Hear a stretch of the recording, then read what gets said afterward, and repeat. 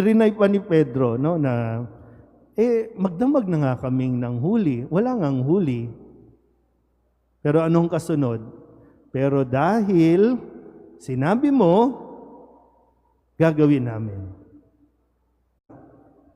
Kung ikaw ba si Pedro, ganun din ba ang sasabihin mo na, Lord, sige, dahil sinabi mo, sige po. Nakaligpit na yung mga lambat inayos nyo na.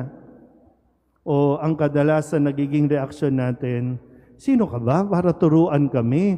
Kami tong magaling. Kami tong eksperto. Magdamag na nga kami ng huli. Wala ngang huli. Tapos tuturuan mo kami, sasabihan mo kami, anong alam mo? Ang taong mapagkumbaba, nakakatiyak din tayo dyan na yan ay magiging masunurin. At ang taong masunurin o obedient, yan ay nagtataglay ng humility o kapakumbabaan. Ulitin nyo nga ulit. Humility.